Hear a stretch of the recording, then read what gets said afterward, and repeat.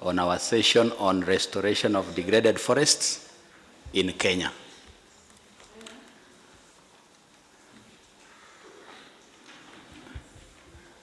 We are told the queue is too long outside there as people are getting cleared, but we will not wait for them any longer. So we need to continue. I will be chairing the session in the next 90 minutes or so on this aspect of restoration of degraded forests in Kenya. So I want to welcome all of us. My name is Clement Ngoriareng from Kenya Forest Service. So I want us to begin, and we want to ask somebody to give us a word of prayer. Community. Yes, somebody from the community. Karibu.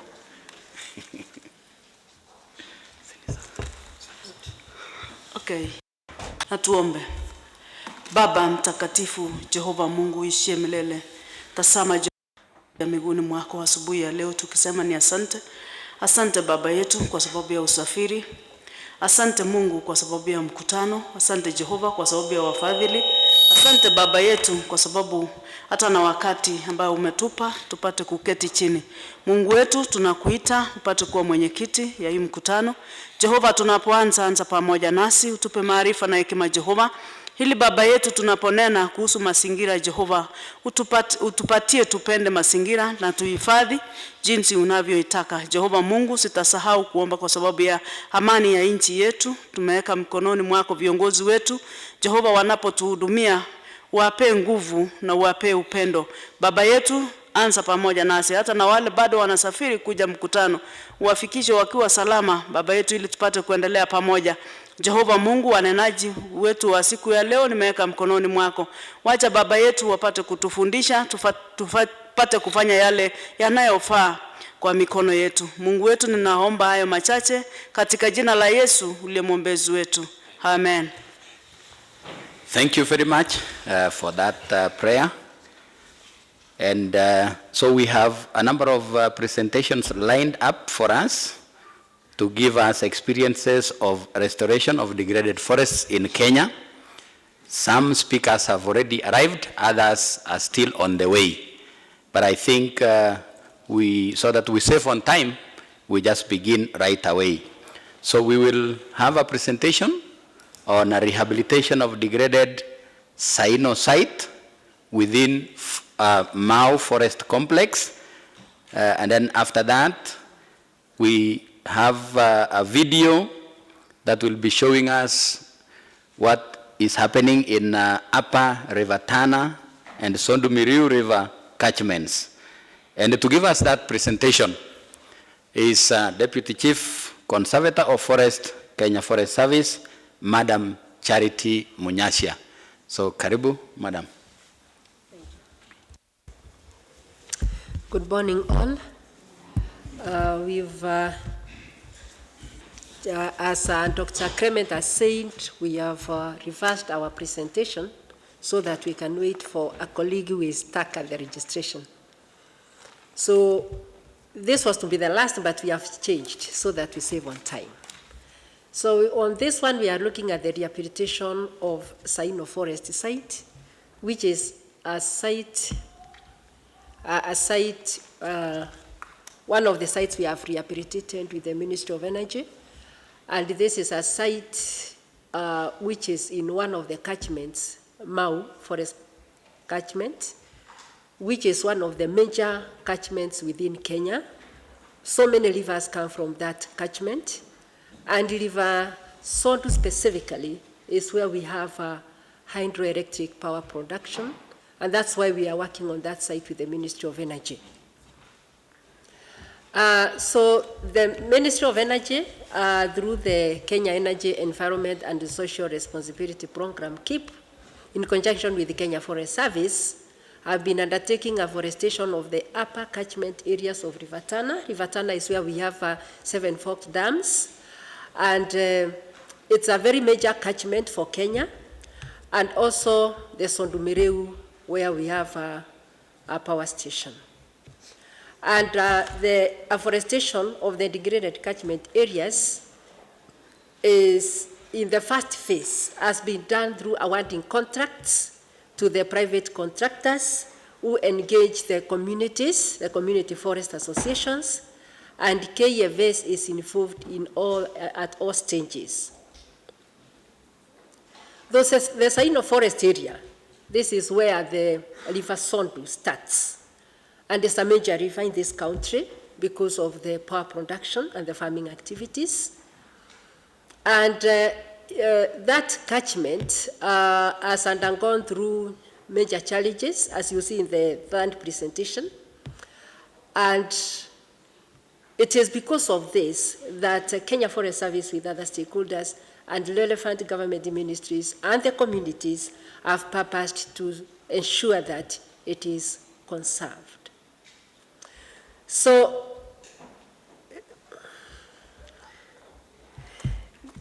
the contract was given to a consultant, the Integrated Forest Consultancy and Management Services.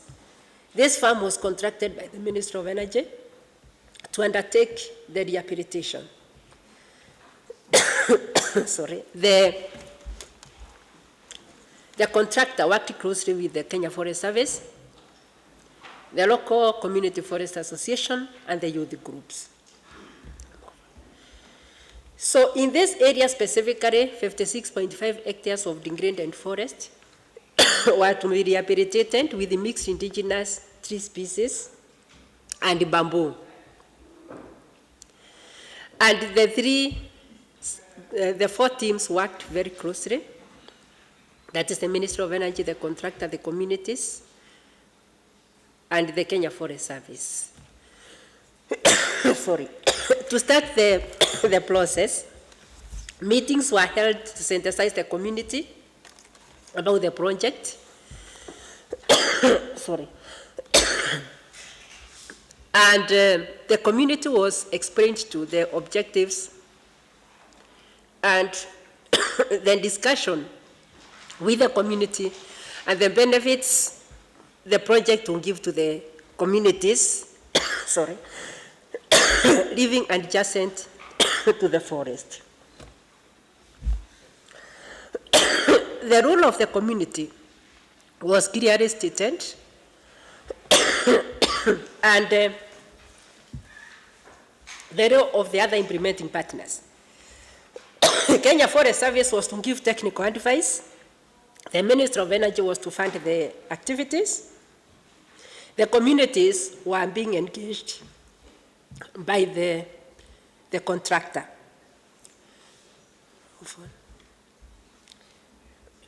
You can see the conditions of the site at the time of handing over. This is an example. This is in August 2013. And you can see how the forest looks like. Yes, it is a certain forest area, but sure enough, you can see there is no forest. Sorry. That's why Kenya Forest Service is working with stakeholders to ensure that the certain forest areas are forests, not grains, not empty spaces in the forest, and yet you are calling it a forest area. Next. Now, this is a meeting where we are mobilizing the community. This is in September, thank you, September 2013. You can see a consultation meeting. In this meeting, we have the Ministry of Energy, the contractor, the community representatives, the Kenya Forest Service.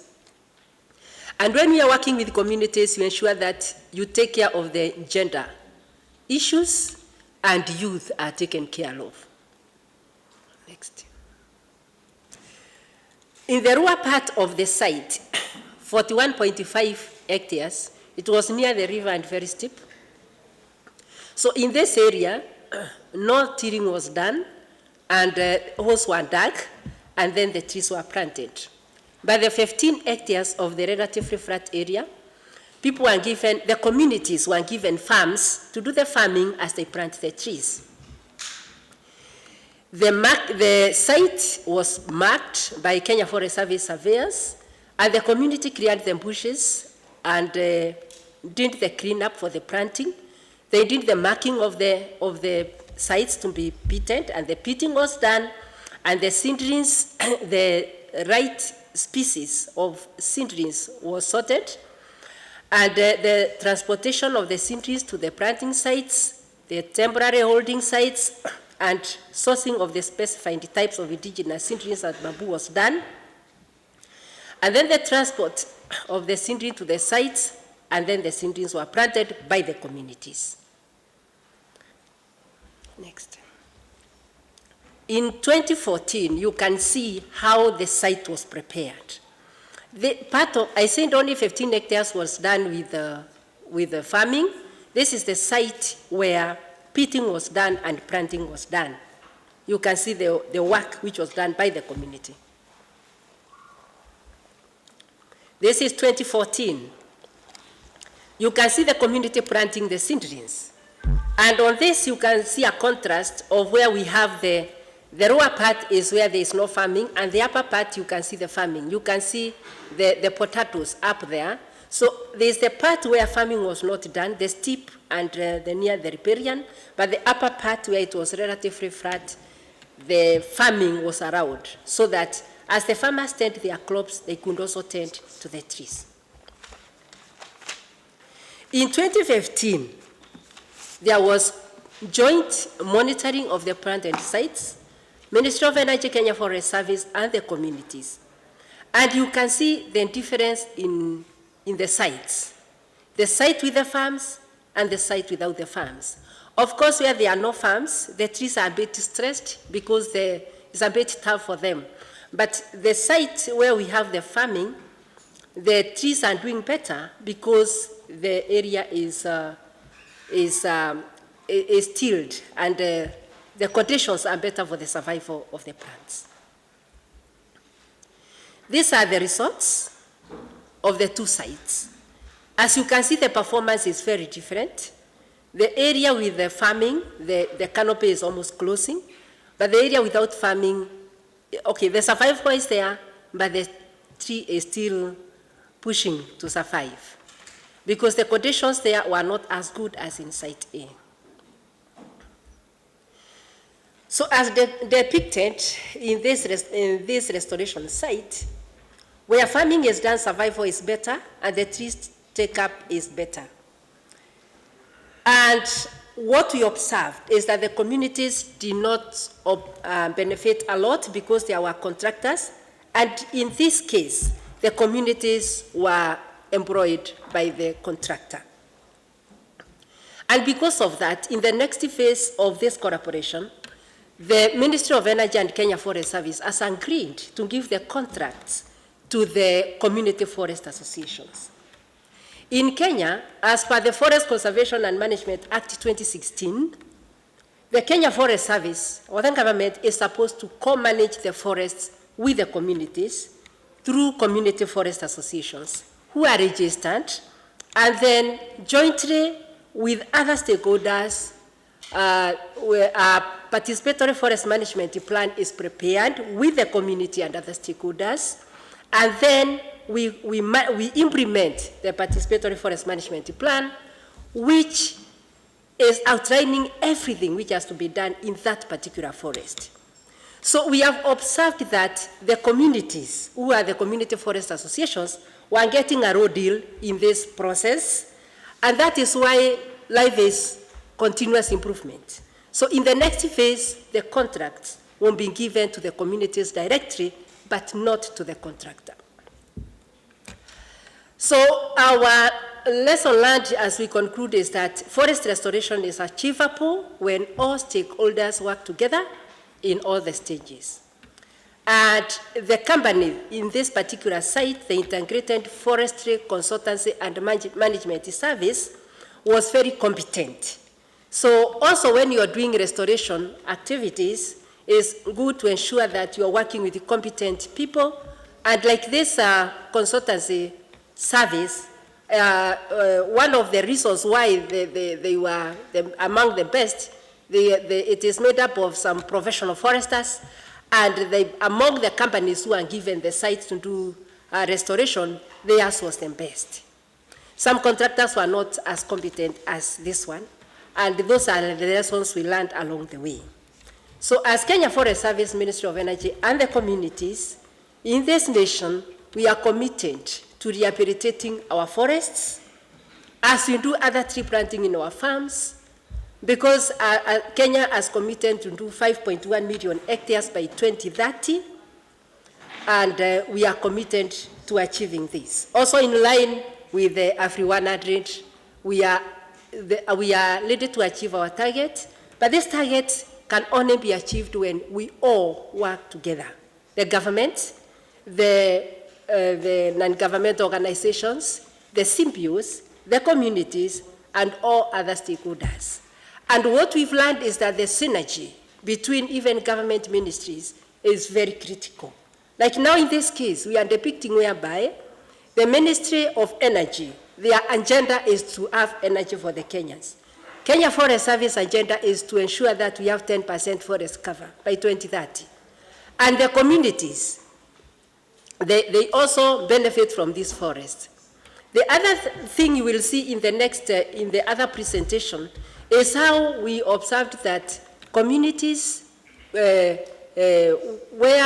we have resources and the communities' livelihood activities, other nature-based enterprises are incorporated during the processes. The communities also get benefits, and the livelihood improvement of the communities is taken care of, and that way we achieve all of us. When the forests are well conserved in Kenya Forest Service, as I said, because we have the Community Forest Association, and according to our law, the Forest Conservation Management Act 2016, communities have user rights in the forests.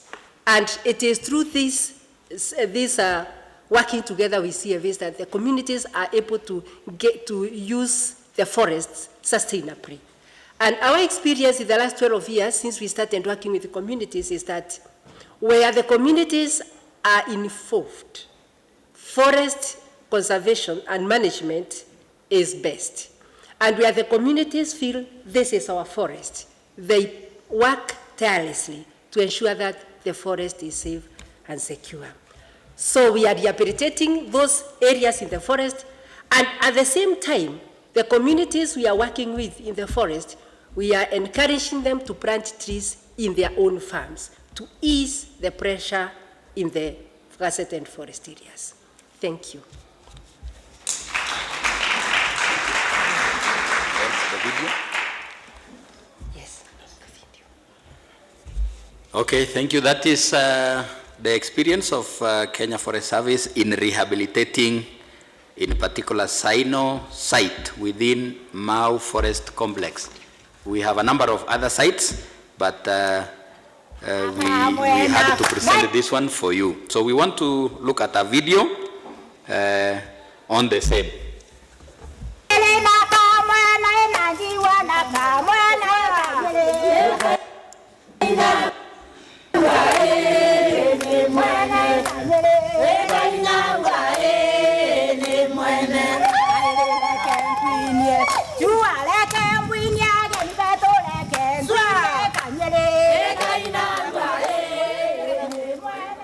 The Upper River Tana and Sondomiriu River catchments are some of the country's critical ecosystems that sustain River Tana and Sondomiriu River respectively, on which the Seven Forks Dam, the Sondomiriu Hydro Dam and Sangoro Power Plant that produce most of the country's hydroelectric power are situated.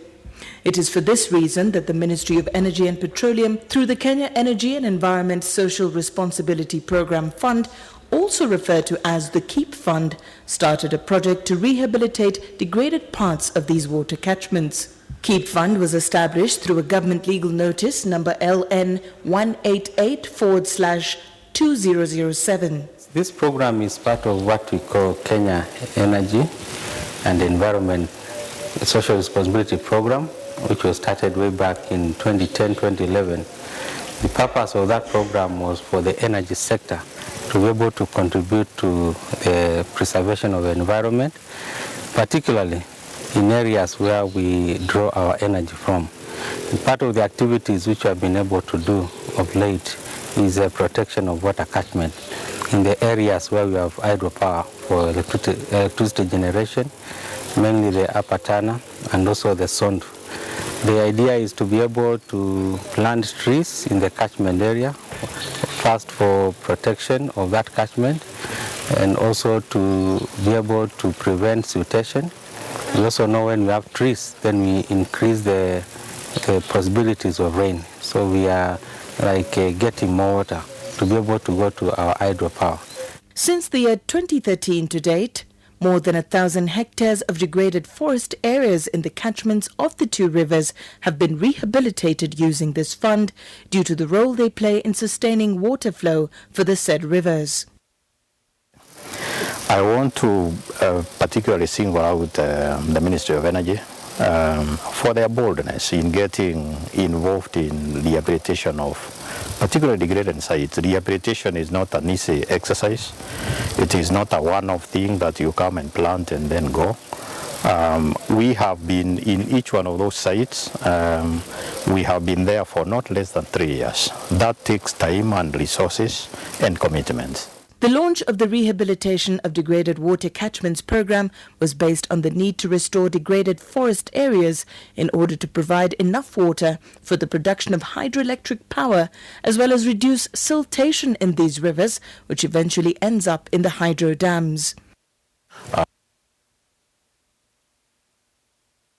The aim is to rehabilitate these sites with a view to, one, return our water catchment areas to their original state so that they can be able to produce the much needed resources, including water, which can be used for power generation. The other objective was to create employment for the communities adjacent to the forests that help in conservation of these water catchment areas. We want to continue creating jobs for the youth, for the women, for the men, and a lot has gone into that. They are the ones who do who dig the holes. They are the ones who do spot weeding for the seedlings. They are the ones who do the beating up.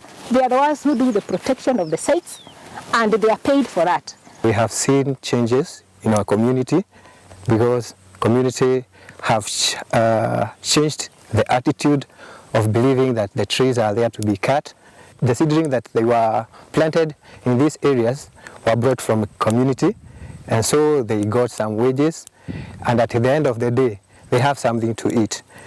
Kabla ya tuungane na Kenya Forest Service na Minister of Energy, sisi kama CMBU tulikuwa ni watu ambaye hoi hatukuwa na chochote kile. Wengine wetu kwa wakati huu, kwa sababu tumepata vyakula katika mboma, tumefaidika kwa njia hii na ile ingine, tuko na uwezo sasa. Wengine wetu tunasomesha watoto wanapata masomo, vile hata chakula ya nyumbani sasa inatosha.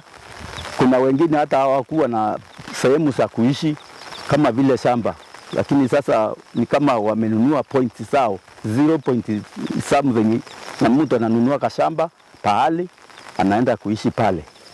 Kwa hivyo tuko sawa kabisa.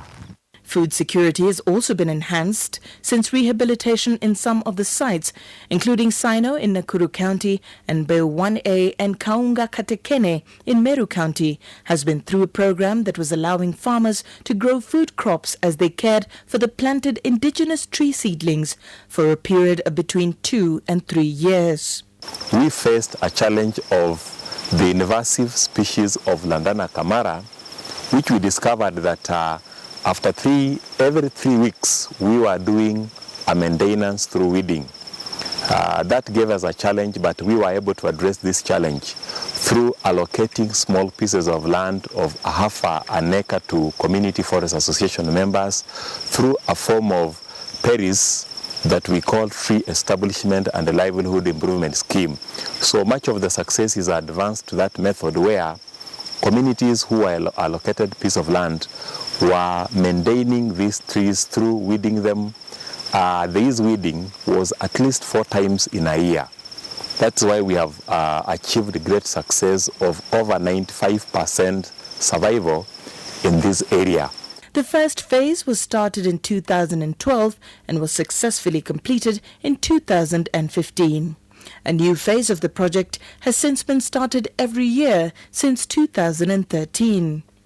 For a site to be considered a success, survival rate of the planted seedlings must be at least 80%. As part of the Bond Challenge, Kenya committed to rehabilitate 5.1 million hectares of degraded forest areas in the country. We have committed to rehabilitate 5.1 million degraded areas across the country. These areas includes where we are today, and this is to be done by the year 2030, and therefore this is to tell Kenyans that that initiative has already started through the sites that we are seeing here today. Since the program started, a total of 1,100 hectares has been rehabilitated in more than 10 sites in various counties across the country. The program sought, through a competitive bidding process, to engage contractors for each project site. These were expected to work with the existing local CFAs in the execution of the rehabilitation activities. We identify the sites together, mostly the sites which are in our catchments of the hydro dam, like here, as you can see behind me, we have the Sodomirio hydro dam, and Koguta Hill is part of the catchment of Sodomirio. So after identifying the site with KFS, we started the documentation. After the documentation, now we tender in the open national tender in the newspapers, in our e-procurement portal, and we invite as many contractors as possible. My name is Mbiri Gikonyo from Camfor Company Limited, one of the contractors working with the Ministry of Energy and the Kenya Forest Service in rehabilitating the water towers of the Abadeas and Mount Kenya. What we do is that we start by mobilizing the community to understand the importance of the forest where they live next to. And then after that, we start by clearing the forest area that is being rehabilitated. Okay. Oh, my name is Mokami Gatonye. I work for Principal Styles Limited. We were contracted by MOEP, Ministry of Energy and Petroleum, to plant trees to reforestate part of Nyambane Hills. It is 41.9 hectares. And we were clearing Rantana, Kamara, and uprooting the shrubs, pitting, which is digging the holes, and planting a total of 67,400 seedlings. My role is verifications of work done, monitoring and evaluation. And we have to do that so that the contractor can attain 80% of survival rate for seedlings as per the contract document, which is a requirement. So far, the project has been implemented in 5 different phases, where in the first phase, 255 hectares were rehabilitated in the following forests: Zuti in Nyeri County, Castle in Kirinyaga County, Mbeu 1A and Mushiene in Meru County. Phase 2 involved Njukeine in Embu County, Chuka in Tharaka-Nithi County, Hombe and Zuti in Nyeri County, and Kaunga Katekene in Meru County, where a total of 311 hectares were rehabilitated. The key tributary of River Tana comes from Mount Kenya, in fact where we are.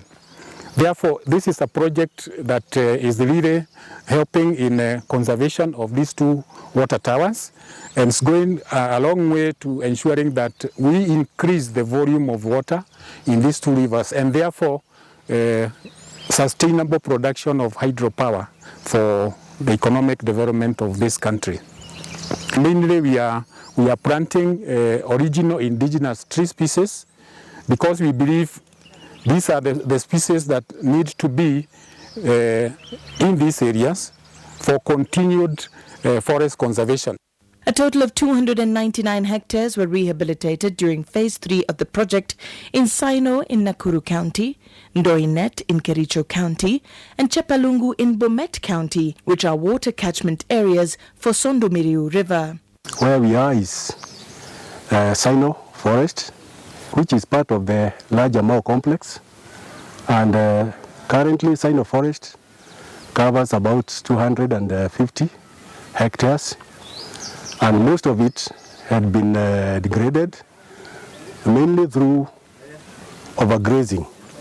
This area where we are, some 3 years back, there was totally nothing apart from just open ground, open field, and through collaboration between Kenya Forest Service and Ministry of Energy, we have been able to contract a private organization which has been able to rehabilitate 56.5 hectares, and our work mainly as KFS was basically supervision, ensuring that the right species of trees are planted, right husbandry is undertaken, and the contractor, the Minister of Energy, all of us have collaborated, and that is why you can see all this success behind us.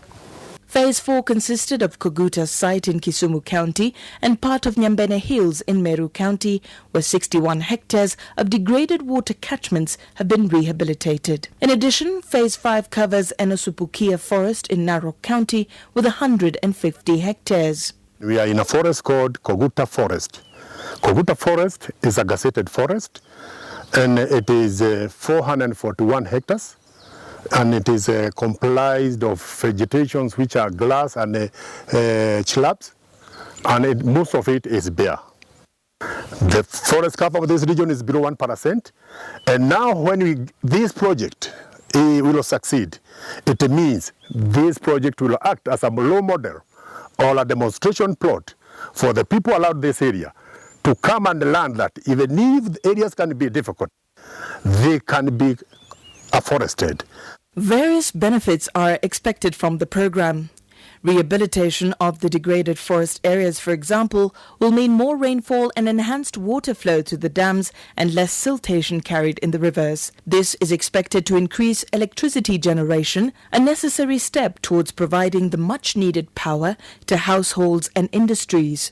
The Ministry of Energy's involvement in this program is because most of the rivers that come from this area are used in one way or another for electrical power generation.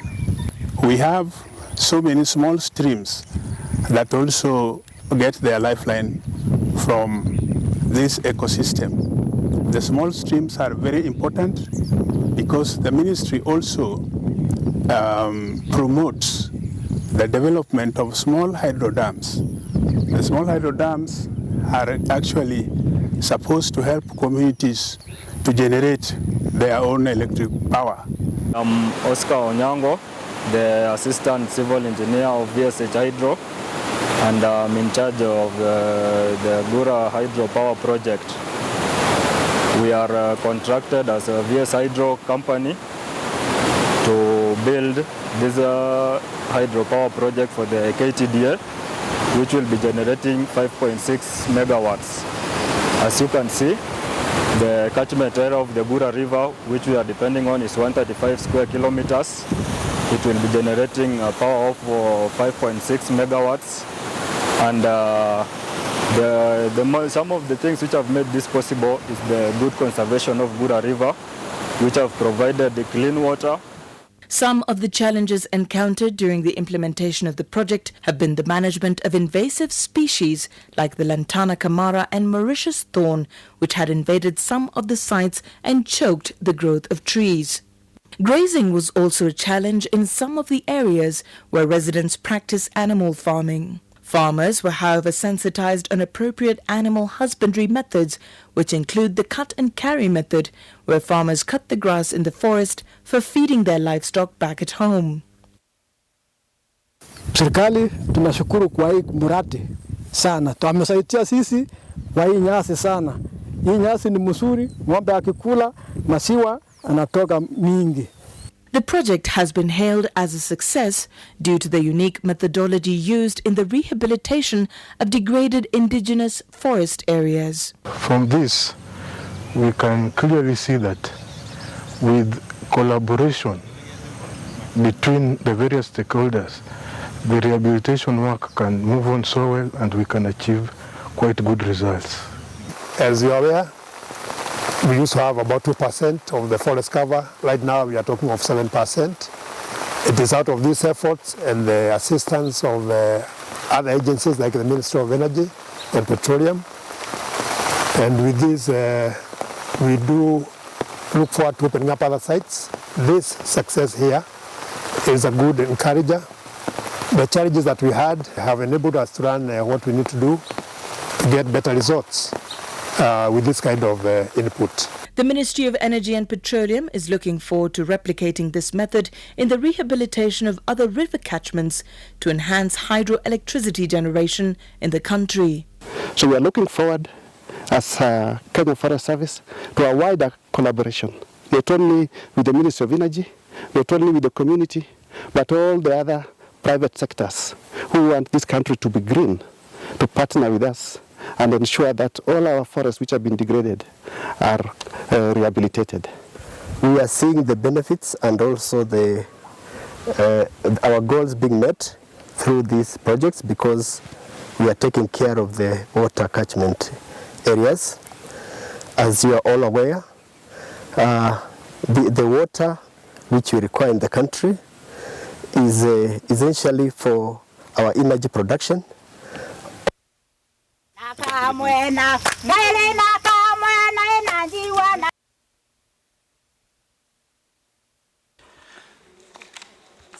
Yes, thank you very much. That video was basically to show us the various sites that Kenya Forest Service has been undertaking restoration.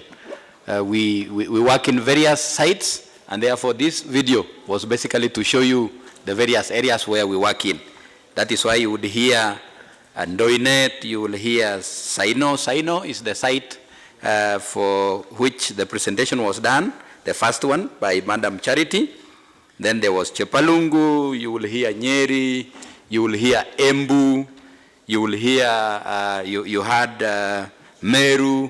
These are our efforts as Kenya Forest Service to rehabilitate degraded natural forest sites which were degraded as a result of invasion by the invasive species. And as you heard Madam saying, there were good results whenever there was a joint effort between the community and even other stakeholders, because then there will be mobilizing of resources.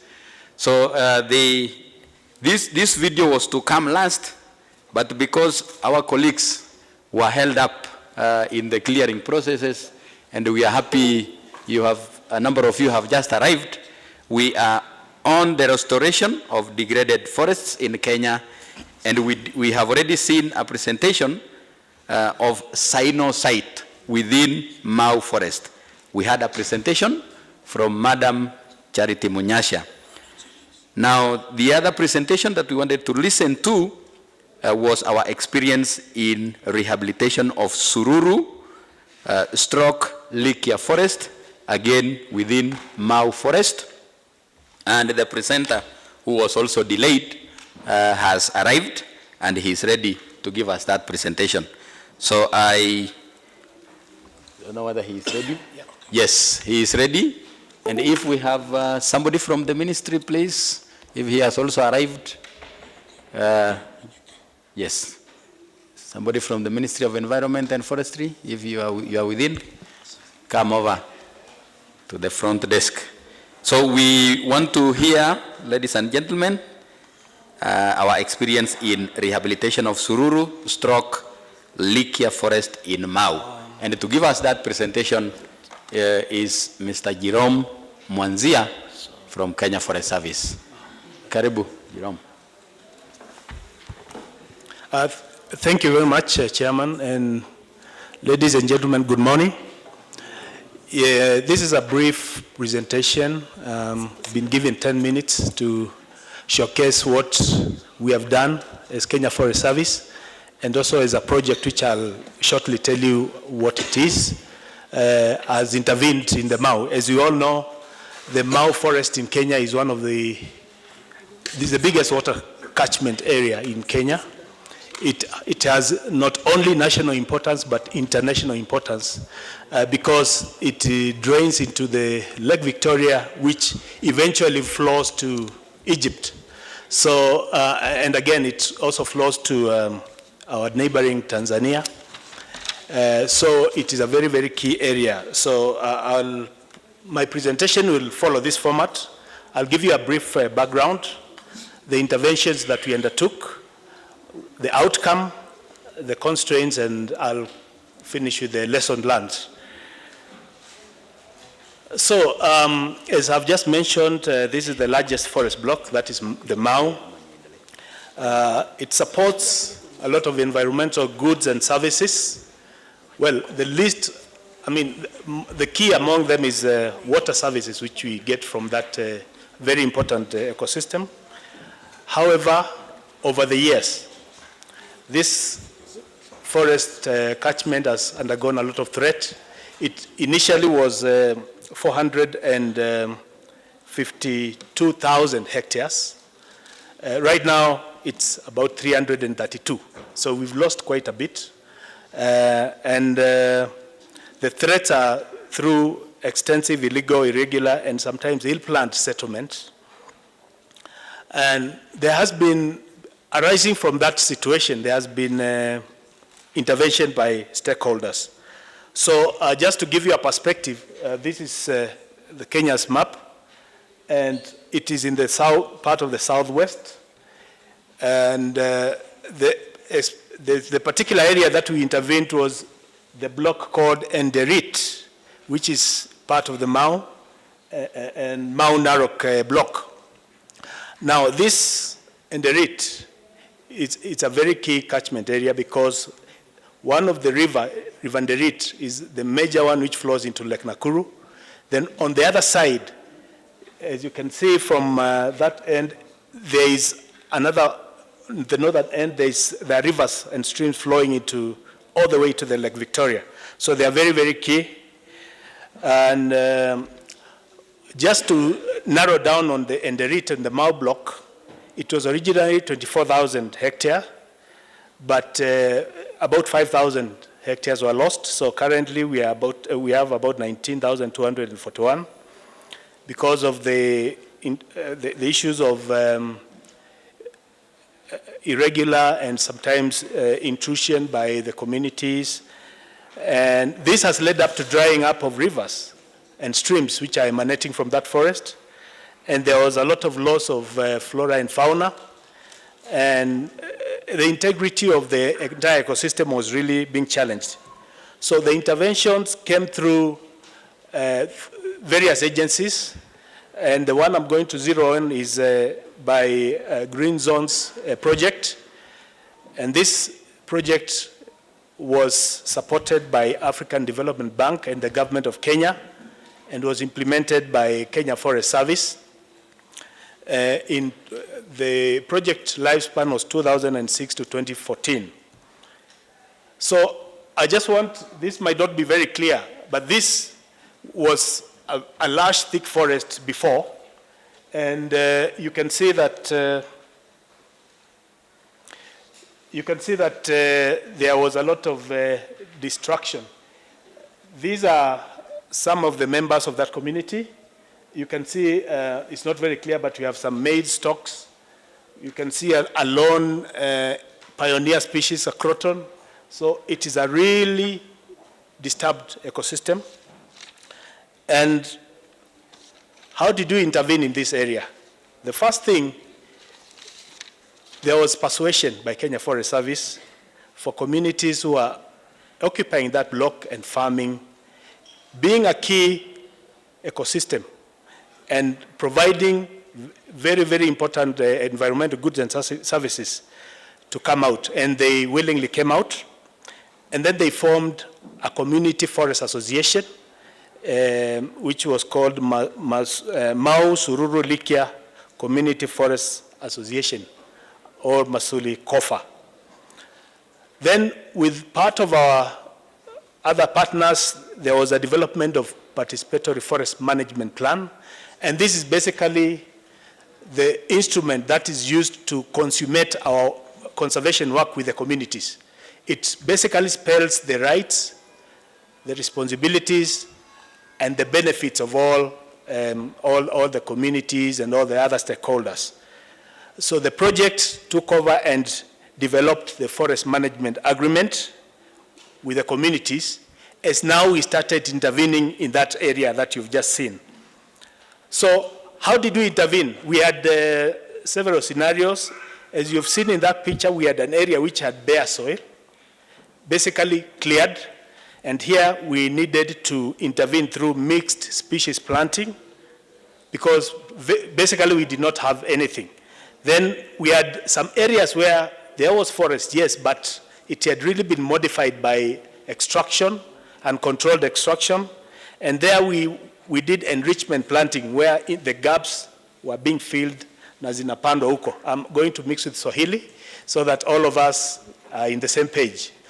Then we also had areas that were around the areas which had the catchment. There were forests that were not very badly disturbed. So we undertook to do natural regeneration. Now, to undertake natural regeneration, this is a forest block which is surrounded by communities. So this community forest association, we teamed up with them. They gave us some 30 very young and energetic people who we trained to be policing this forest together with our forest rangers. They went to our college in Kenya Forest College in Londiani, and they had those basic skills of policing. So they protected the area for regeneration. Now, this is our starting point, and as you can see, we have community forest association members, some of them holding seedlings. We intervene in that area through planting, and this is this year, the same spot. The same spot, as you can see, has fully recovered. It is still recovering. And we were able to intervene in 1,000 hectares in actual planting. And then enrichment planting, we had even more area, which I'll enumerate shortly. Now, this is area also, this block is very big, so it's also prone to fires. So we also invested in a fire observatory tower for the site. And again, while these communities are working, this is a protection area. This forest is only giving environmental goods and services, but they are not able to give a lot of benefits. So we intervened through income generating activities so that the communities are able to get livelihood, because for them to be motivated to conserve, they need alternative livelihood. So one of them was a fish pond, which we were able to develop with them. Then we also had dairy goats and sheep, which were improved. And this was also able to, the communities were able to multiply, and each of them was able to get. We also gave the CFA some beehives as part of livelihood support. And a key income was also contributing to the conservation. That is raising of seedlings by the communities, which the project purchased. So the money was going directly to their pockets so that we rehabilitate the area. So we were able to have bamboo and other species purchased directly from the communities to plant. And that one also gave them ownership in terms of that kind of work. Now, we were not only focusing on the forest. We went to their farms and we supported them in raising woodlots, getting some of their the services that they would otherwise have gotten from that forest, right at their backyard. And we focused on the fast-growing species, like this one is Gravelia robusta. It has multiple uses. It can take care of firewood, it can take care of timber, so that the natural forest is well preserved. So we were able to intervene in that area, and also through agroforestry. Agroforestry is where now, on their farms, we were able to have trees intercropped with their crops. So what is the outcome? We had enrichment planting of 2,500 hectares in that area. And where we have a bare, we had bare areas. We planted 1,500 hectares. The entire block was also now protected again by this Community Forest Association scouts together with the forest rangers. Now, a key thing is that during that time, the key river going to Lake Nakuru and Degraded was seasonal. But for the last 4 years, that river is now permanent. So that is one of the key benefits that is coming out of this. Then we had some small animals recolonizing the area. Animals have started coming back because this area was bare. Now the ecosystem is now recovered quite well. We also had, out of the interventions in income generating, we had improved community livelihood. And very, very important is the change of attitude by the communities towards conservation, because they have seen within a very short time the change that has come out of that intervention. So that attitude change was very, very important. Now, constraints are always there in any undertaking. Everything was not rosy. We had issues of drought, which hit the area and also the country. And really one of the things is to look at species that are able to resist drought and also take care of the early warning system. Then we also had competing land use for that area, and this needs sensitization of the communities, and I think we were able to change the attitude towards that. Livestock grazing is also a key hindrance in terms of establishment. And this one, within that particular block, we had a glade. A glade is an open area which has no trees, and that area was zoned for the communities to graze. Then we also had on one corner some invasive species, and we were able to work with the communities to uproot and also plant that area. And in terms of fires, forest fires, we had the fire tower and also fire breaks. So this is my last slide. In terms of the lesson learned, for the communities to embrace conservation, whose benefits are long-term and sometimes intangible, it is important to incorporate income-generating activities, because most of these communities will probably go there because they don't have anything to put as an income. Then second, stakeholder participation in planning, execution, and monitoring is key to success and ownership and sustainability. We've gone through the entire circle in this particular block with the communities, and one of the key things that we also did was capacity building, which I'll mention shortly. Then the issue of baseline is a critical tool to benchmark achievement. I think one of the things that we did not do well in this is that that river, the river in Degraded, was seasonal, but we were not able to measure the quality and the quantity of water coming out of there, and even the turbidity, so that we can compare it with what is happening now. So that is one of the lessons in terms of getting a full-blown baseline of what you have found, so that you're able to benchmark at the end of the program.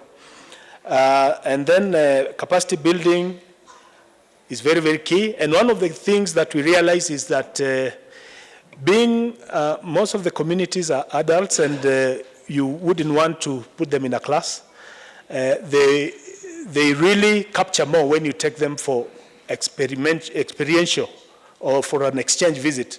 They're able to pick very, very quickly and internalize some of those income-generating activities. They were able to pick them from site visits to other successful areas, and when they come back, they were able to internalize.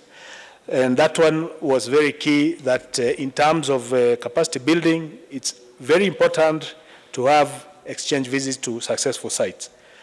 With that, thank you very much.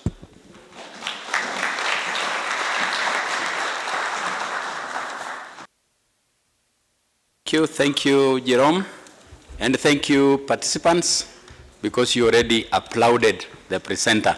But we did not do that for the first presenter. So can we also give a hand clap to, yes. Yes, she's telling me they gave, but there were few claps because this big team had not come in. So thank you, that is it. That is those are the presentations that were planned for this session on restoration of degraded forest sites in Kenya as our experiences. And then remember I said we had to play a video to show you various other sites. So thank you so much for your attention.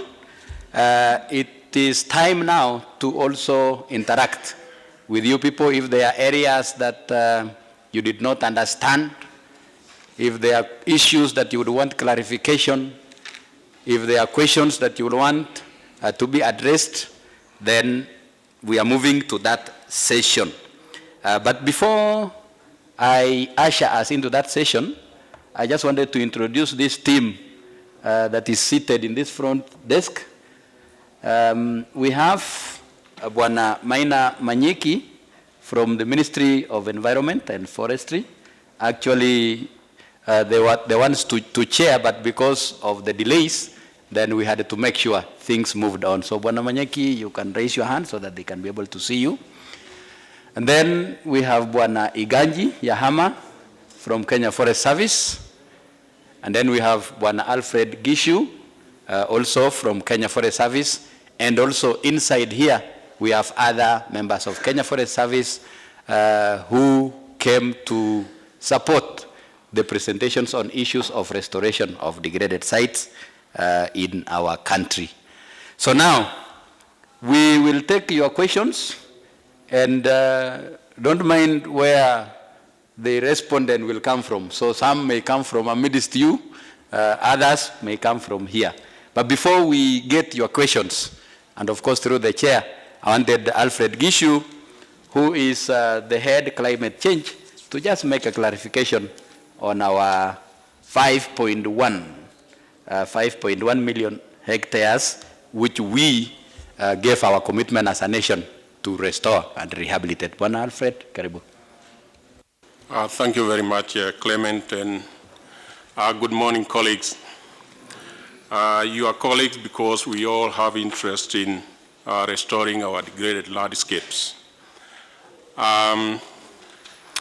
2 years ago, and I think this information was shared by Charity some minutes ago, Kenya made a commitment to restore 5.1 million hectares of our degraded landscapes. And this is a commitment that we made as our contribution to the Africa Forest Restoration Initiative, Africa 100, and the Bond Charity.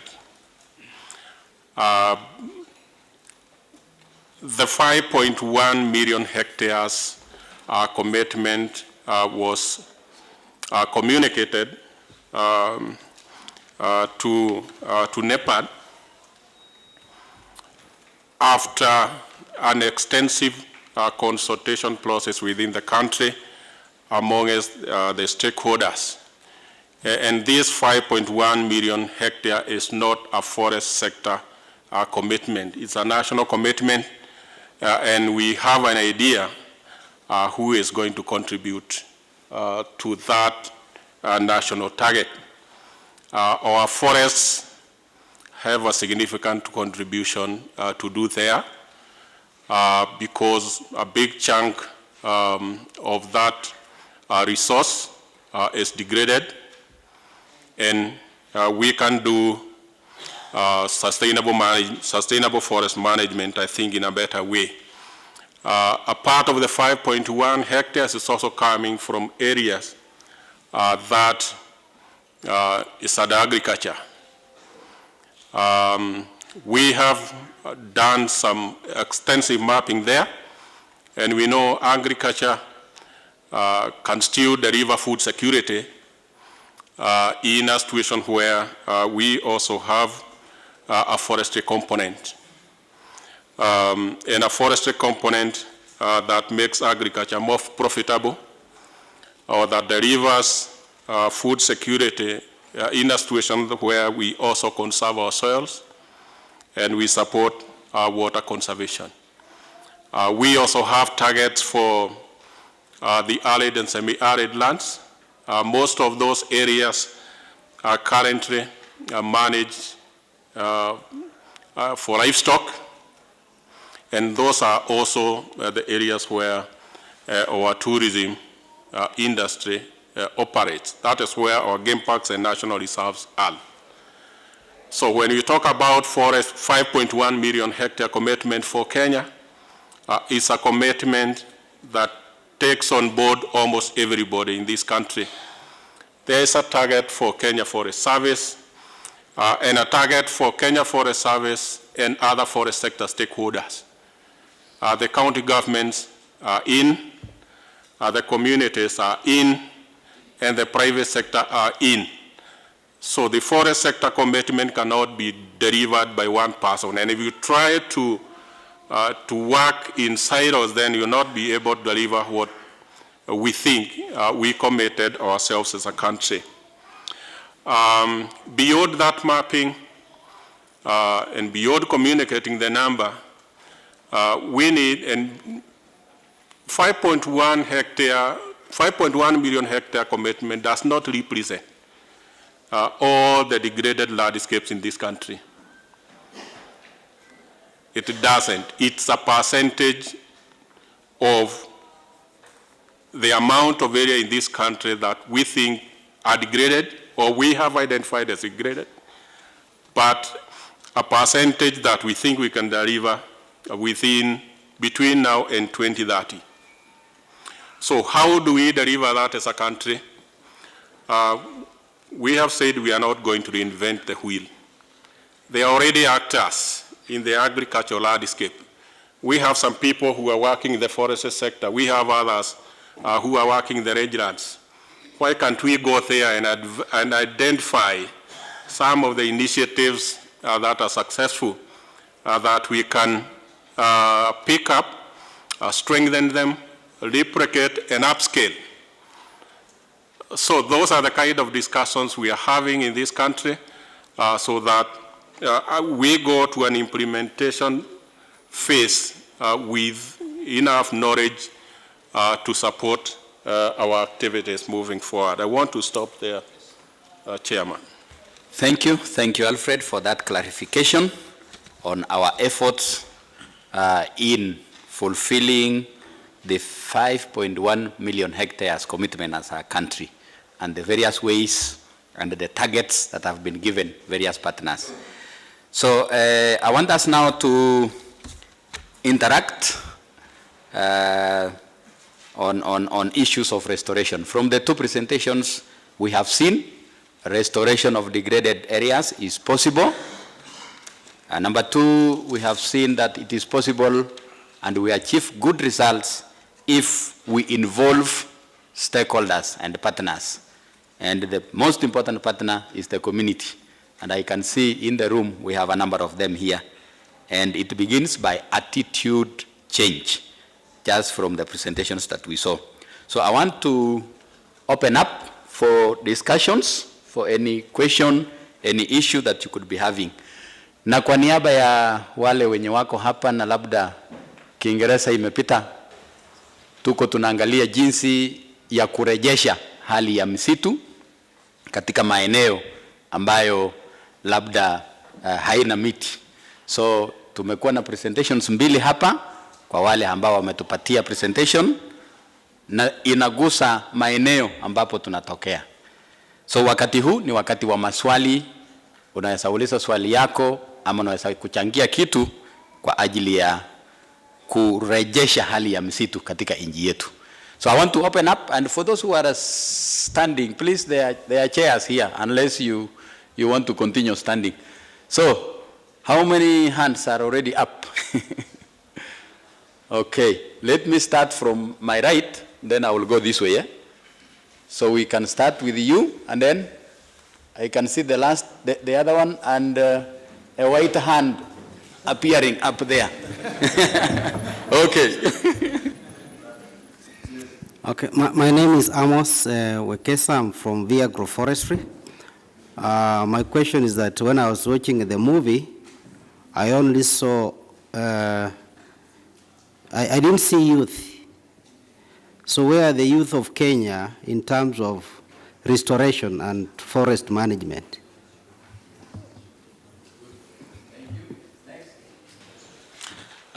Thank you. My name is John Disi from National Forestry Authority of Uganda. Now, I thank the presenters for those presentations. And in either case, we saw that there were communities involved, and there was an attempt to remove the communities from the deforested areas so that they are rehabilitated or restored. So these people were there earning a livelihood there. So after removing them, where did they go? How did you start to give them another type of livelihood without disturbing their way of living? Thank you. Good morning. Here's Emmanuel Chipisakunda, Plant a Million Zambia, and not really white, but somewhere in the middle between white and black, just as a side comment. My question, first of all, Jerome, I think a great job to actually hear success stories. I had a meeting with a business person, and he was saying, it all doesn't work, tell me success stories. So thank you for sharing your story.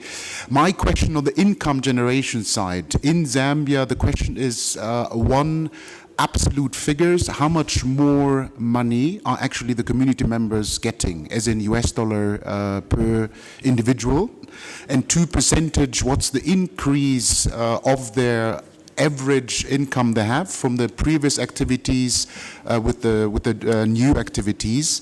And the second question is around value addition. Are you doing any value adding processing advice or directives for the community members? Thank you. Thank you, thank you. There was a hand that was next to you, the last one. Yeah. And then after that, I will get another set from this side. Okay, thank you. I'm Isaac Okot, a researcher and consultant, and also CEO at Institute for Green Development.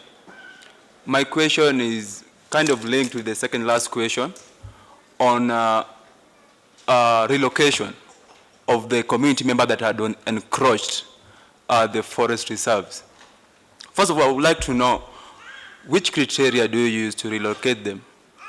And is it sustainable? Is it free from conflict? And is it pegged on matters to do with the law? Is there a law in Kenya that supports that? And during the process, when they move from where they live to wherever we're taking them, do they go back and restore their livelihoods as they used to do it before? Thank you.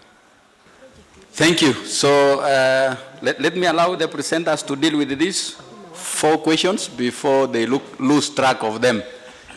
So I want to ask the presenters to quickly tell us where the youth were, where did they go, and then IGA, quickly.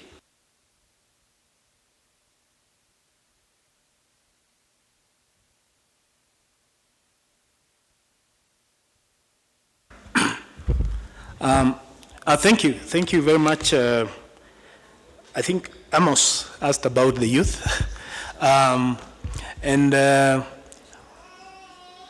Probably the movie did not portray the correct representation. But in the interventions for where we have Kenya Forest Service and partners working, we have a deliberate effort to bring in the youth. The program that I was giving a presentation had a special focus on women and youth, because we had a benchmark of 40% of of the communities we are engaging in. They had to make that criteria. And I would want to really report that we were able to even surpass that. We also had programs, and even Kenya Forest Service has programs with schools. And that is where really you inculcate that kind of the culture of conservation. So we have programs within the ministry, within Kenya Forest Service, focusing on the schools, focusing on the youth. So that is something that we take it very seriously. I think I will go again to IGA, Amos. Is it Emmanuel? Yeah, Emmanuel. That's a very important question because really there has been some not really complaint, but there has been perception that people are being given really very extremely peripheral, communities are being given peripheral things in exchange to the conservation. But one of the things, the first thing to look at it is this initiative is to the benefit of everybody. If we get water from the forest, if we get all other services, anything to do with the ecotourism and all, it benefits all the communities, not only one party. Number two, for the project, particularly the one I was showing, we had a very wide range of income for the communities, ranging from beehives, beekeeping. Beekeeping was giving about 19,000 shillings per person per year from our interventions.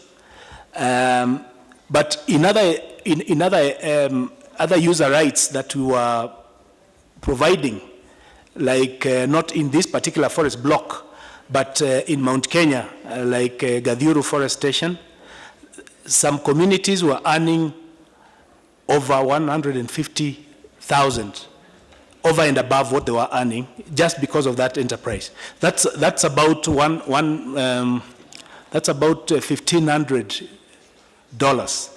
$1,500. So we had a wide range, but when we were closing this program, we commissioned independent consultants to look at the average income per our livelihood intervention. There's a project, and it came to 90,000 shillings. That's about $900 per year. So we have a very wide range, and really, I would say it still remains a challenge, because we need to have communities, when they see their lives have been transformed, they would definitely embrace conservation, and they'll find it a worthwhile venture. And they will actually not even get a thought of going to encroach and do illegal things in the forest. Yeah, stop there. Thank you. Concerning the relocation, the two sites that we have presented here, there was no relocation of people. There were areas which were overgrazed. Those are the areas we rehabilitated in the two cases. But to capture what you have said, I want to say we have policies that govern getting into the forest and out of the forest. Any eviction, in most cases, for KFS, is where we have encroachment. I mean, where people go into the forest illegally. But for the greater aspect, which may be implied here, that is not Kenya Forest Service. It is the bigger government, the Ministry of Lands, many ministries involved. It's not us. But for KFS, where people get into the forest illegally, that is where we come in. Thank you. Thank you very much. So, Mr. John from Uganda, there were no people in those areas, so your fear would have been they crossed to Uganda. No, they were not there. Thank you so much. So can I get another set of no, I'm moving like this. So I want to get another set of 5 in the middle, and then 5 this way, because of time, because I can see the time for this session is coming to an end, but because we started late a bit, I'll be able to move the time a bit. So can I get 5 from here? Yes, Ebu tupe kidogo. And then please go straight to your question so that we save some time. Just go straight to the question. Yes. Yeah, thank you, Mr. Chairman. My name is Ezekiel Olakatato from Kajiado. I appreciate the restoration programs that we've already seen going around Kenya. But we all know the high level or the high usage of forest products in rural areas for energy purposes. That is charcoal burning, wood, and so on. So any concrete plans to ensure change in these trends and embrace more renewable energy usage? And are there outreach programs to the youth and women who could play an active role in this? Thank you, Ezekiel. Yes, the other one, next. At the back there, let's have a lady, yes. Good morning. My name is Shorfi Kamel. I'm representing the Norwegian Forestry Group, and currently we are working on forest landscape restoration in Ethiopia. My question is, of course, it is basic that the success of restoration activities are, how to say it, related to the involvement of the local people and local communities. But restoration activities, somehow they are currently and usually, I think they are pushing the local people to make additional sacrifices. And these additional sacrifices regarding some socio-economic aspects, they need some incentives. My question is, what kind of approach is here in, for example, in the experience in Kenya, is made in order to avoid to undermine the self-initiative and the self-responsibility of the local people when it comes to provide them with some kind of incentives. Thank you.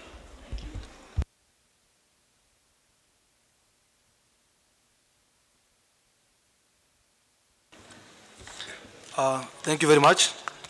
My question is, when you talk of restoration, we are trying to restore areas of land that have been degraded, but there are some communities where, for example, in Kenya, we have the Loita forest. That forest is not degraded because the community itself chose to keep the forest, and recently even had a discussion with even the chief of labor of Loita, and the question he asked me, which I couldn't answer, was what is the government doing for us, for the community that decided to restore the forest by itself, as in what are the efforts that the government is putting, or our agencies that are working towards forest management and restoration for communities that already them have put the effort, because we are using a lot of energy to go to areas that are degraded, forgetting that some people made sacrifices not to harvest the forest, but to rather have it there.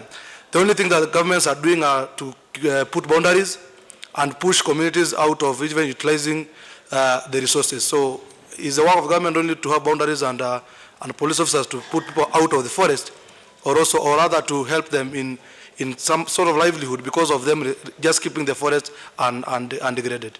Thank you. Your name, please? My name is Parashina from Kajiado.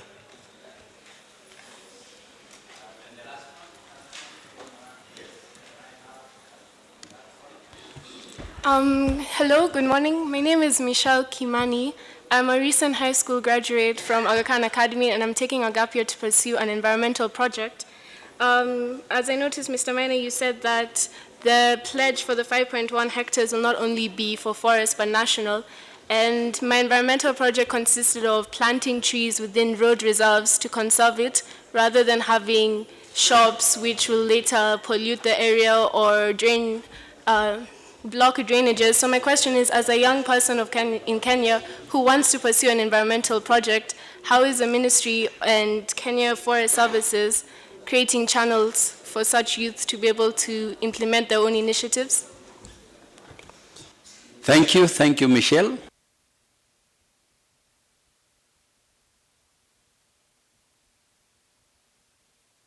Iganji, karibu. You want to deal with approaches to ensure that those self-incentives, yes. There was a question from Norwegian. Yes.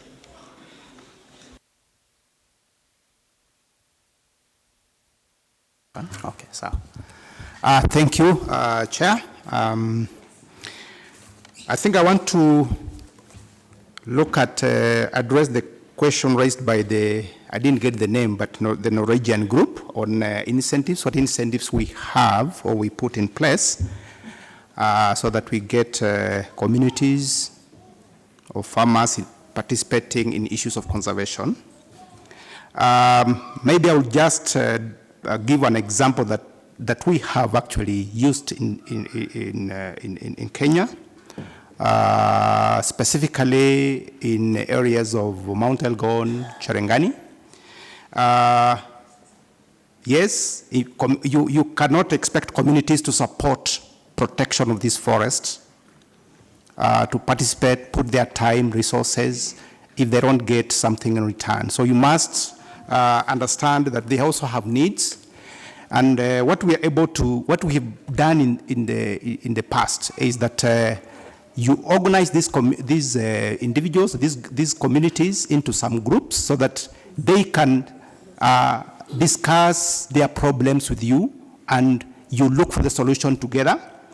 And in kind of project setting that I'm referring to in Mount Elgon and Cherangani, you should then be able to provide some resources that are going to go to address the problems that they themselves have identified within their areas, that they feel if they were able to get the opportunities like doing, those nature-based activities around those forests that will bring immediate income to them, then that will set the pace, will help them start working together with you to be able to protect that forest. What we did in Cherangani and Mount Elgon is that we went through a whole process of planning with the community themselves on what are the areas, what are the needs, what are the things that they can do.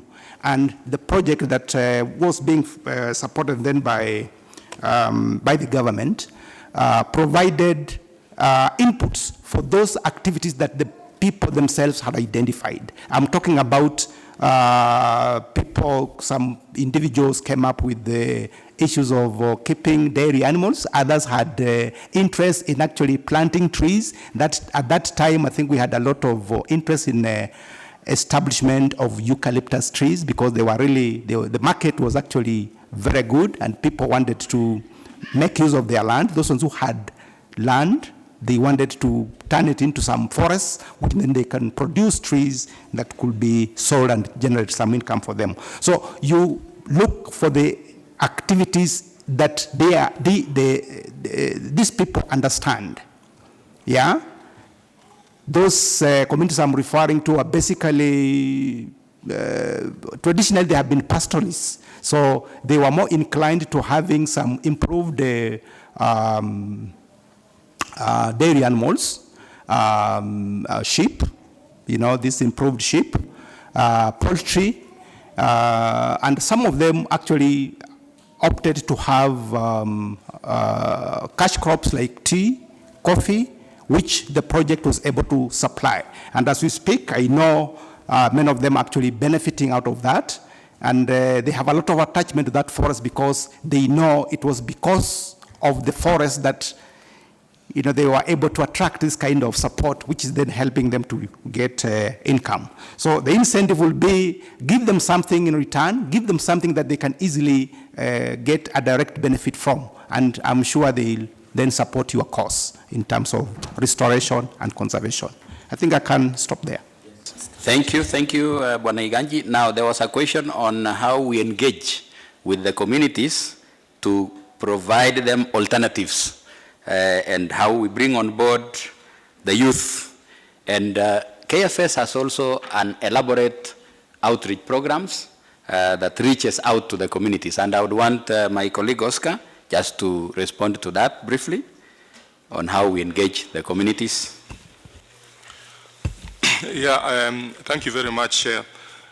Our community engagement framework as a service actually targets tree growers. There's tree growers who are outside forest areas. And that is critical because from a community development perspective is that when somebody goes into the forest to look for something, that person is looking for a livelihood. So our outreach program is so much tied into alternative livelihood initiatives that we are promoting so that the local communities feel comfortable that they are able to, when we talk about alternative livelihoods, they'll ask, where shall we get the food that we are going to eat? Where shall we get the income that we are going to spend as a family, as a household? Those are the critical issues that we look at.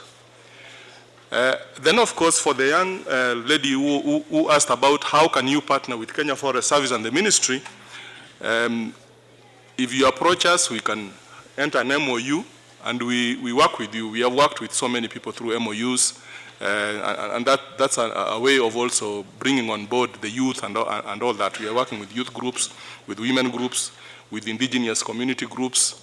Then, of course, Kenya Forest Service has got a very elaborate what we call a forest investment facility, in which we are giving low-interest loans, revolving loans, to local communities so that they're able to invest in forestry and other alternative livelihood investment initiatives at the local level. This facility is accessible to communities in Kenya. We are at the moment piloting in around 4 counties, in Kericho, in Tharaka-Nithi, some parts of Embu, and Kitui. And what we are doing is that we are working with the local bank to be able to give local communities low-interest loans, which are given at around 8 to 10% interest rate, so that they revolve this among themselves, and as they continue doing their own saving, they are creating a greater fund among themselves that will be able to be revolved among them. So that's also an incentive for them. It can also be an answer to the Norwegian group that we give direct investment fund to the local communities and the households to invest in what they perceive as a problem they want to solve at the household level. So I think I can stop there. Yeah. Thank you, Oscar. Then there was a question on, are you only looking at the degraded areas? How about those that are taken care of by the community? Is there anything? Gishu, kidogo? Thank you, Chair. I want to respond on a number of issues that have come up during the discussions. And I think there's an issue that came from Kajiado with relation to the issue of wood utilization. And I think it's a discussion we need to have, all of us, because we will not be able to realize our landscape restoration goals in this country if we do not address the demand side of the issues. I think now have a very good understanding of what is driving forest cover changes, and not just forest cover, just tree cover changes in this country. Some of them have to do with the demand of wood products. And a forest and landscape restoration, tree-based forest and landscape restoration activities that do not address that will not bear fruit, will not be able to achieve the goals. And the involvement of the local communities, it's not going to be a government initiative. The way we see forest and landscape restoration in this country it's an initiative that is going to be, to the greatest extent, people-centered, livelihood-centered, so that when we go to the communities, so that they contribute to this effort, then it's an effort that delivers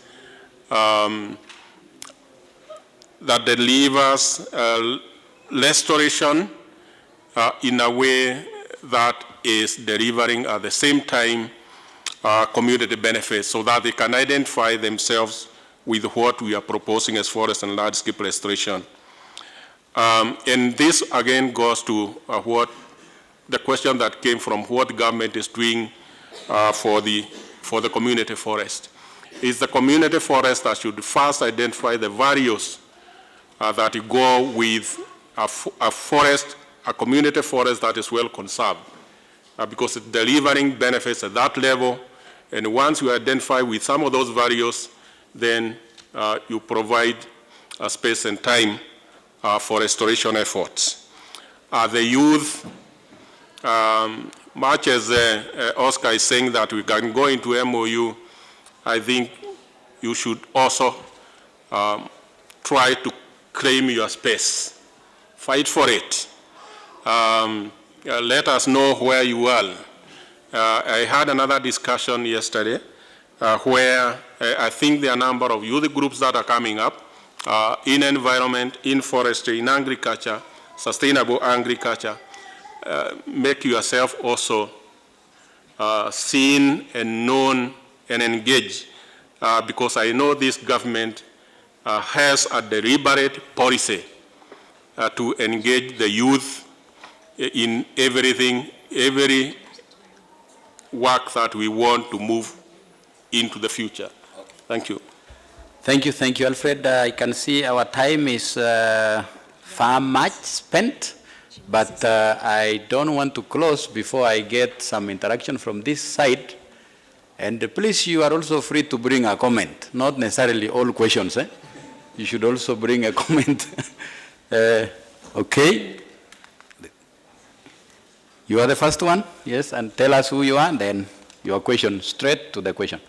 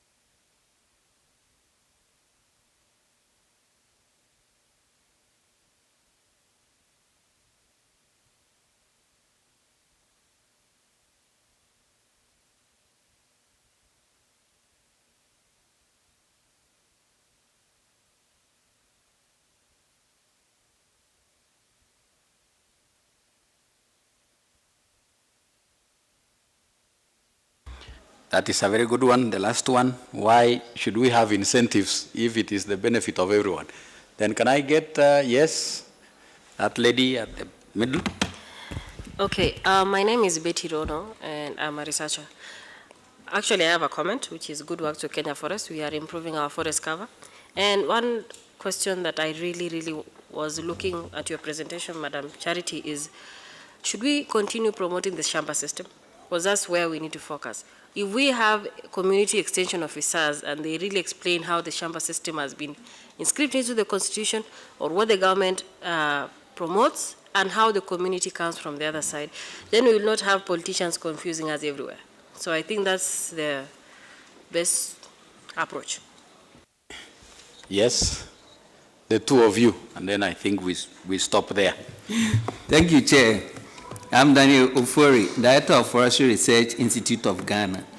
Yes, we have heard 9 success stories, but I didn't hear any challenges and then how they were addressed. So can they tell us the challenges they encountered in the restoration? Thank you. Okay, thank you so much. My name is Lily Okeyo. I'm a psychologist, but also interested in conservation of certain species. What opportunities are there for private sector entrepreneurs who are also focusing on income generation and providing opportunities for youth for conservation of indigenous fruits trees in Kenya? And what opportunities are there to partner with the KFS, to partner with KFS to come up with conservancies for such indigenous species? One very last one. Yes. Okay, my name is Irene. I work with World Vision. My questions are three. The forest functions were devolved in Kenya to the county governments to a certain level. I'm sure not everything. But as far as the last time I checked, the county governments are not yet, well capacitated in terms of resources and skills to be able to deliver on the functions that we were expecting the national government to deliver as regards restoration. So what is happening to this extent? Then the other one is on the 5.1 million hectares reclaimed or restored. Drylands, the ASAL areas are actually going to contribute much. Out of the video we watched, most of the restoration efforts have been in the probably slightly highland areas. What is the stake of Kenya Forest Service as regards the potential of the ASALs in terms of restoration? Then the last one, you talked about natural regeneration as one of the approaches that you have seen successful in restoring the forests. How strategic is Kenya Forest Service putting in measures to use that as an opportunity to restore many of our degraded forests, because it is cheaper, it can also support community participation, and how are we also encouraging communities to appreciate the potential of natural regeneration as opposed to the mentality of tree planting? Thank you, Irene. I had given you an opportunity for one. You asked the three, but that is okay. We will be able to attempt to answer that. And Kufor from Ghana, Bwana Jerome, did not hear the challenges. And I know you have a number of them. I don't know whether you'll want to make that clear to him. Thank you, Mr. Kufo, for that question.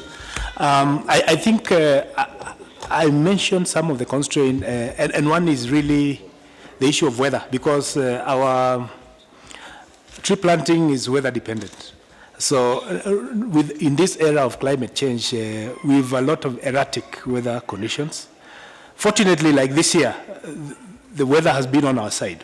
In the country, we've had a lot of rains. Bonus, actually, we exhausted all our seedlings. But in previous years, sometimes we are not able. The rain starts, and then we plant, and then you don't get it. So that's one. Secondly, we are working with stakeholders. Sometimes the stakeholders, there are a lot of dynamics. The processes are much longer. To make a decision, you have to go through a long process, which also costs money. Because we realized as a service, as Kenya Forest Service, prior to 2005, when we embraced fully community participation, we were making unilateral decisions, but they were counterproductive, because without the support of stakeholders, key among them communities, you could not go far. So this has come with a cost because of that consultative process. There is an instrument that we are using to collaborate with the communities. This is participatory forest management plans and management agreements. And this instrument basically spells the rights, the responsibility, and the benefits of stakeholders. So to develop that is money, to operationalize, and sometimes communities come with a lot of expectations. Their expectations sometimes are not met, and even sometimes some of the initiatives that are supported, they don't go as planned. So there are those challenges that come in with that. So it's not all rosy, as I said. There are some enterprises don't really yield whatever you are supposed to get. So basically, those are the key ones. Thank you. Thank you, thank you. Alfred, when he was clarifying the issue of 5.1, mentioned targets for the various ecological areas. And I think Irene did not get it clearly, Bwana Gishu, the potentials for the dry areas and even the opportunity under natural regeneration. Just in a half a minute, please. I think what came out from the question was that we did not show highlights of what we are doing in the arid and semi-arid land, because I think the presentation was more on what Kenya Forest Service is doing in areas where it is tasked with direct management. And I said that in the arid and semi-arid lands that we are mainly using for grazing, for wildlife, and sometimes some of them are the forest, the direct responsibility for management and delivery of landscape restoration initiatives, most of it may have to go to the county governments, the communities, and sometimes the private sector. But those areas are the ones that are going to carry the biggest responsibility. Of course, with support, strong support from the central government. The issue of energy conservation, the issue of incentives, I think we should appreciate the fact that forest and landscape restoration in this country is not going to be delivered in isolation. We have multiple other ongoing processes. We have made our commitment to the Paris Agreement, and there are targets that we have assigned ourselves. A big chunk of it is going to come from agriculture, and most of forestry, sorry. We also have the RED Plus process that I coordinate, and we shall be doing we shall start the process of a strategy formulation shortly. But with all these processes, what we are saying is that we need to understand where the problem is. The issues of energy will definitely have to be considered. The issue of incentives will come in. And this is how we want to move in as a process, as a country, towards delivering these restoration program that we have assigned ourselves. Thank you, Gishu. Then the question on the preparedness for the counties to take up the devolved forestry functions. Yes, some counties are not yet very prepared to take up their functions, but nothing is lost because we as the national government are working very closely with those counties to ensure that they are able to understand their roles, understand their mandates, and also building their capacity on implementation of those functions. And where they have not been able to perform to the level best, again, there is no gap that has been left. We still have the presence of the national government within those counties, and therefore they will be able to assist to ensure that nothing is left out. So to those counties, if you come from those counties, let them know that Kenya Forest Service, that is the representation of the national government, is still present within the counties to assist the implementation of the devolved forestry functions. And with that, ladies and gentlemen, I think I want to bring this session to an end because we have already gone beyond the time.